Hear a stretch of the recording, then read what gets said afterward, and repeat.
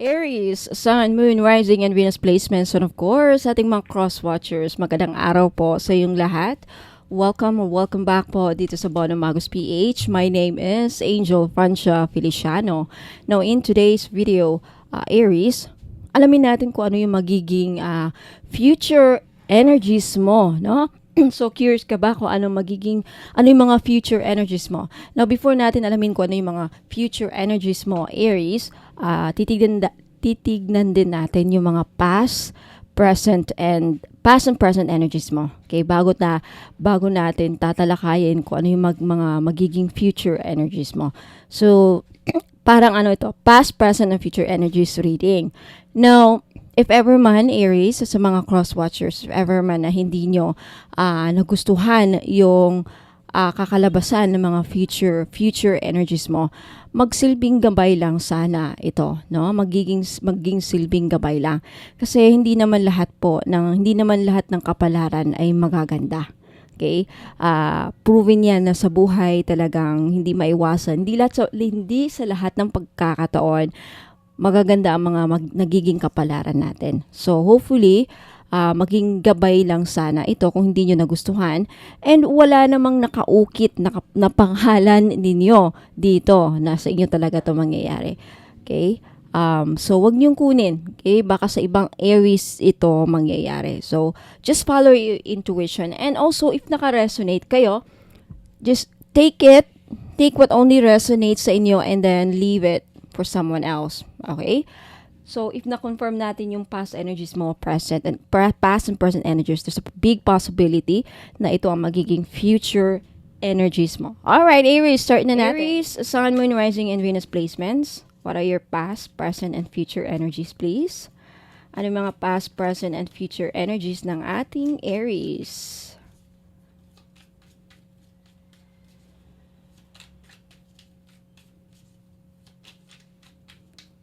Alright, Aries, in the past, your past energies are Page of Swords,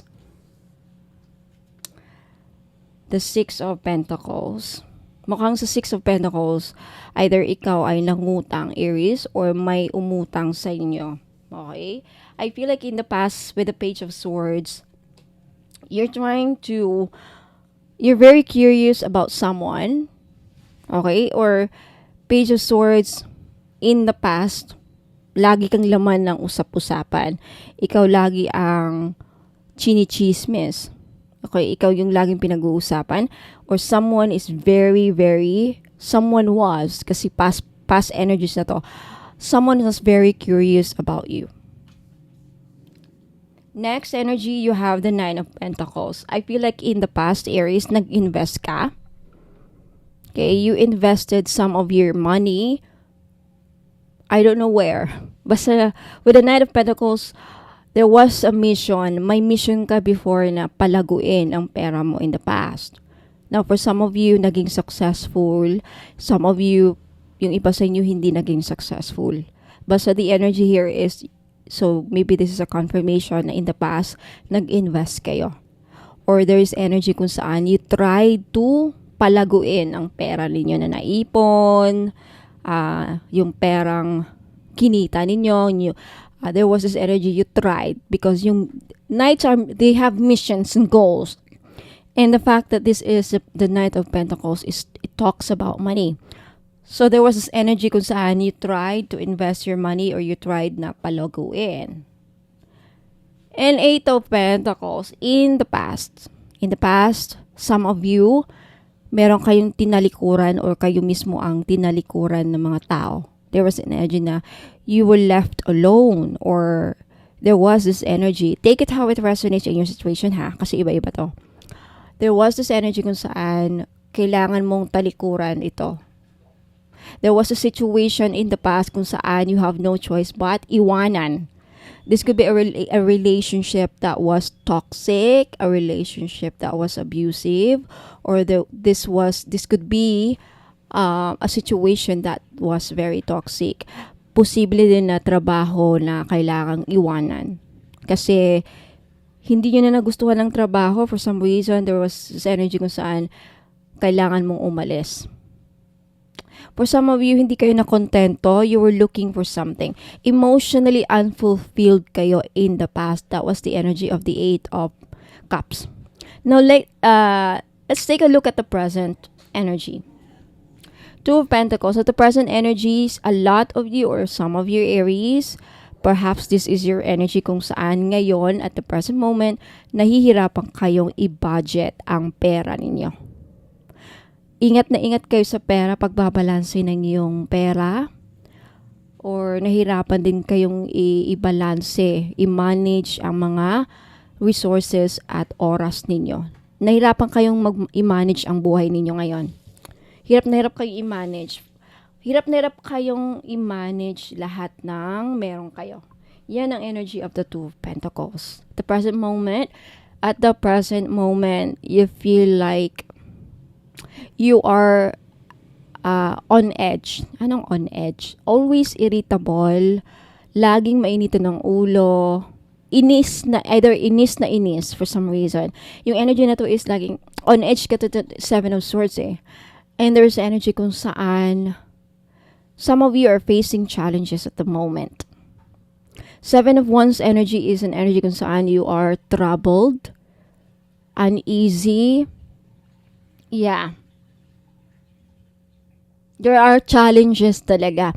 Either financially, emotional challenge, physically challenge, financial challenges could also be. Next present energy, you have the Tower. Some of you Aries, there was this conflict or away na nangyari at the moment. At the moment, right? When I say moment, 3 to 4 days ago or recently lang, present. Okay, ngayon lang, siguro ngayon, nung New Year or nung Pasko or mga nagdaang araw, at the present moment kasi ito. Okay, ito yung nangyayari. Sa ngayon, yung iba sa inyo, naghiwalay, may hiwalayang nangyari, may kaguluhan na nangyari sa pamilya, magkakaibigan, basta may away na nangyari. The Tower could also mean may na-shock kayo sa isang sitwasyon. There is a shocking moment na yung natuklasan. Upheaval kasi is conflict, gulo, away.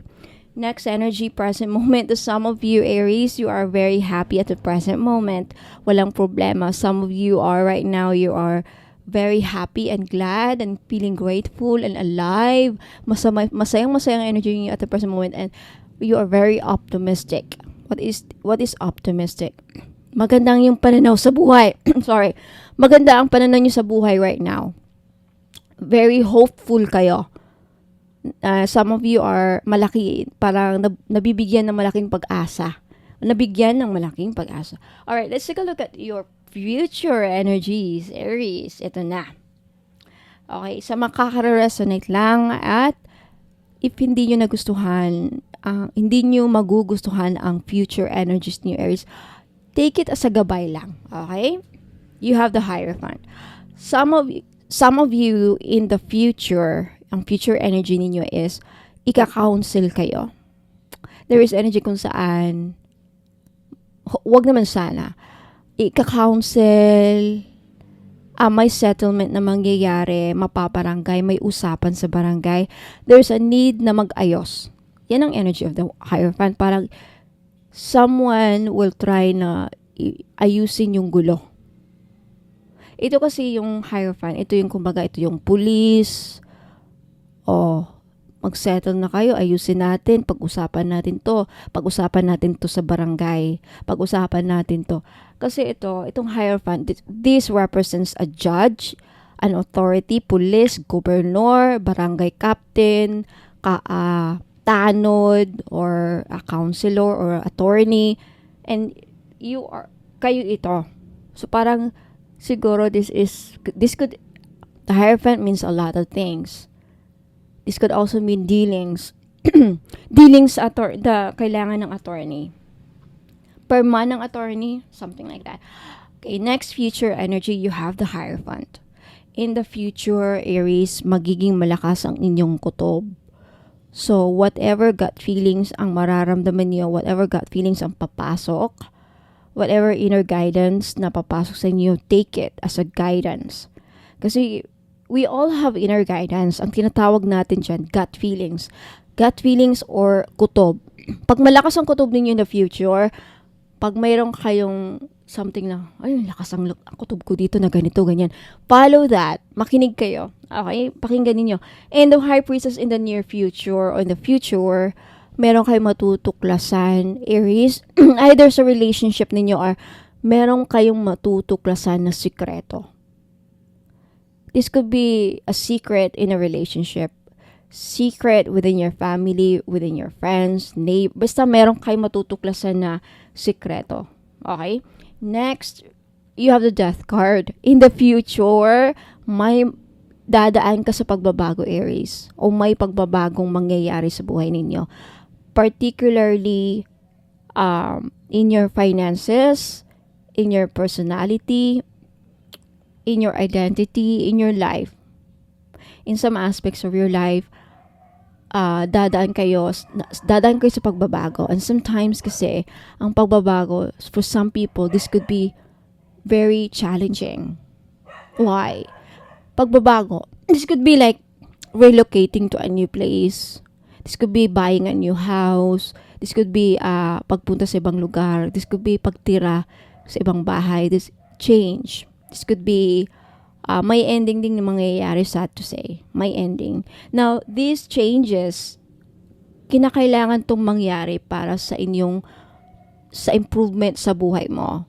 Kailangan mangyari ang pagbabago para may improvement na mangyari sa inyo. Because you are due for an upgrade. The fact na andito yung tower. Okay? Next, future energy. Some of you, Aries, sad to say, meron kayong mamimiss na opportunity. In the near future, meron kayong marereject, meron kayong hihindian, meron kayong iisnabin. In the near future, for some of you then, makakaranas ng moodiness. Four of Cups is an energy kung saan ang tao ay moody. Wala sa mood makipag-usap, wala sa mood. Parang, ewan ko, wala talaga sa mood. In the near future, wala ka. Itong future energy to, di ko alam exactly kung kailan mangyayari. This could be a week from now. This could be in the next few months. This could be in the next few days. Okay? Wow. So anyway, Aries, yan po ang mga future energies, past, present, and future energies ninyo. Let me know if nag-resonate sa inyo. Let me know if nangyari na to in the past at nangyayari ito ngayon in the present moment. And for those of you na nag-enjoyed watching this, if nagustuhan niyo, don't forget to like this video and mag-leave din kayo ng comment if you want to claim the future energies here na narinig ninyo. And for those of you na interesadong sumali sa mga libreng pahula na gaganapin dito, Aries, sa YouTube channel ko during live broadcast lang. During live lang ha. Hindi po ako nag-e-entertain ng messages, okay, sa messenger ko sa Facebook page. So sorry sa mga nagtatanong sa messenger kong, ma'am, pahula sa messenger. Hindi po ako nag-e-entertain. Abang na lang po kayo during live dito. Kaya nga inaanyayahan ko na mag-subscribe dito sa YouTube para ma-notify kayo na meron akong live kung saan dyan po gaganapin ang libreng pahula. During live lang po ako magpapahula ng libre. Kaya make sure na nakapag-subscribe kayo at na-click yung notification bell para nga ma-notify kayo na mayroon akong live. Now, for those of you, Aries, for those of you who are interested to find out my products, to see my products, mga ganitong bracelet, ayan, I have so many mga power rings, jewelries, necklace, mga amulets, mga oil, candles, sage. All of my products are listed on my website, www.bonhommagos.com. For more information kung paano makabili, I have instructions to tell you. Kaya huwag muna kayong alis dito, magbabalik po ako for the instructions. Maraming salamat, Aries. I hope to see you again next time. Ingat po and God bless. Hello! Ayan, so mga interesado pong makita yung mga produkto ko, ayan, lahat po ay nakalista, or all of my products are listed on my website. So, paano po mahanap ang aking website? You just type here, kunyari, ito yung phone mo. If you are using Google, ayan, i-type nyo lang sa search bar, ayan, type nyo lang yung www.bonhommagos.com, and then click search. Okay, lalabas po yan. First, you have to accept all. Click the accept all cookies. Ayan. So, dito nyo makikita yung mga produkto ko. Ito yung unang bubungan sa inyo sa website. Nakikita nyo yung dalawang linya dyan sa taas. I-click nyo yan para makita nyo yung navigation pages. Yung navigation ng mga menu or pages. Dyan, nandyan yung home page. Okay, makikita nyo dito yung home page, yung biography ko, yung tarot services and more. Andyan yung prayers, bracelets, and amulets. Yung 18K gold-plated crystal necklace, yung crystal bracelet for men and women, yung mga oils, candle, sage and bath, eye amulet. So, andyan din po yung aking Facebook page link. I-click nyo lang ito. Kunyari, gusto nyong makilala ako. So, punta kayo sa biography. Click nyo yung biography na yan. Automatic, may ibang lalabas na isang page. So, andyan. Basahin nyo lang yan. Makikita nyo yung aking educational background, yung mga courses na tinake ko. Ayan, hindi ko pa nalagay yung certificates ko dyan. Soon, I will also include here, ilalagay ko din dito yung mga certificates ko. Okay? Ayan. So, medyo mahaba-haba yan. Punta na naman tayo sa tarot services and more. I-click nyo lang yan. Lalabas dyan. I-explain kung bakit 15K yung all-in-one spiritual package tarot services ko. Andyan yung description. Basahin nyo lang dyan kung bakit 15K. And for those of you who are interested sa spell jars, andito rin. Ayan. Mag-message lang kayo sa akin sa Facebook page. Okay? Now, to make sure na ako pong nafa-follow nyo sa Facebook page at hindi yung mga scammers, andito po yung link. I-click nyo lang yung Facebook page. Ayan, i-click nyo. Lalabas po yung Facebook page ko. Okay? Next, punta tayo sa Evil Eye Amulets. Okay. Andito yung description, ano yung mga Evil Eye Amulets, para saan, anong benefits. So, andyan nakasulat. Now, if gusto nyo ng bracelet, ito yung pyrite. Yung iba pronunciation pyrite. Pyrite, okay, 1,980 each, may kasamang freebies. Andyan yung description, andyan yung explanation, ano mga benefits, ano mga uses, instructions kung paano gamitin, or paano how to take care of your jewelries. Andyan yung Evil Eye. I-click natin yung picture. Okay. Yan yung price, 390. Andito rin yung nakasulat yung mga prices. Now, if hindi nyo alam paano bumili dito, okay, kung wala kayong PayPal, just take a screenshot of this item. Screenshot nyo to at ipadala nyo po sa akin sa Facebook page. I-message nyo po sa akin dito.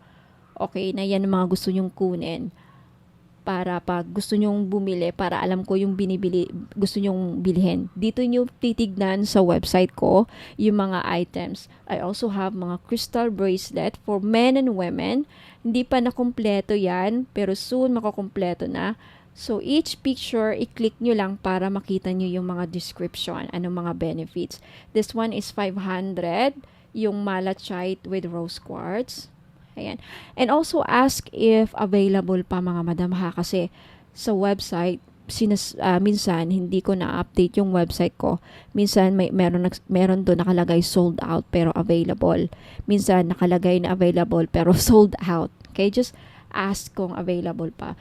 Again, take screenshot of the item. Yan, screenshot nyo yan at ipadala nyo sa akin sa Facebook page ko. Along with the price, kung meron price, ayan. Take screenshot of the item. What else? I also have mga oils. Okay, oils and candles. I have Kajiput. I-click nyo lang yung mga picture na yan to see the description and the prices. Ayan. Always click here. Marami pa kayong madidiscover. And for prayers, libre lang ang mga, ano ko dito, mga prayer. Pwede nyong tignan, pwede nyong kopyahin, pwede nyong screenshot, pwede nyong libre lang dito tumingin ng mga prayers ko. Libre ninyong ma-access. Kagaya niyan, all-in-one red string prayer. Sa mga nakabili ng all-in-one red string, dito niyo makikita yung mga prayers at sa mga ibang items. Okay? Yan lang muna ang na-include ko ngayon. Soon, all will be included there. At sa mga 18 gold-plated crystal necklace, andyan yung mga pictures. Just take a screenshot. Like kung gusto nyo yung rose quartz, take a screenshot of this item at isend you again sa akin sa Facebook page. No, andyan yung price, 390 po. 390 na po. Dating 500. Mikana quality yung mga yan ha, mga madam, sa mga nakakabili ng Mikana. Ganyan po ang quality. The same with Mikana. I think that's all it. Marami pa actually, mga bracelet. I have also jade. Mga jade dito. Ayan. This is to prove na talagang quality. Tignan nyo yung video dyan. Ayan, yung video. Nakalagay yung mga video dyan to really to see. Para makita nyo yung quality ng jade ko. Okay. Ayan yung description. Take a screenshot of the item na gusto nyo kunin at basahin nyo yung mga yan, mga madam. Diyan nakalagay yung mga uses and benefits. Ayan, yan dyan yung all-in-one red string. And dito yung Rui. Okay, marami pa akong i-include dito. Wala lang akong time. And that's it. Okay? So, ayan yung Facebook page. Isend nyo lang sa akin dito sa Facebook page ko. Bono Magis, yung mga screenshot ninyo, mga item na gusto nyong bilhin. So, ayan po ang instruction kung paano maka-order. Wala pong COD, mga madam, ha? And by the way, okay, for more information, please also don't forget to read the frequently asked questions. Andito na lahat yung mga posible ninyong katanungan sa akin. Bakit walang COD? Kailan marireceive? Ano yung mga ritual? Lahat na dito yung mga questions, possible questions, mga frequently asked questions, mga laging tinatanong ng mga customer ko. Andito, basahin niyo para baka same din kayo ng katanungan. Dito na yung mga sagot. Okay? Sa frequently asked questions. So, that's it mga madam. Maraming salamat mga madam and sir. Thank you so much for listening for the instructions on how to place an order. Ingat po and God bless.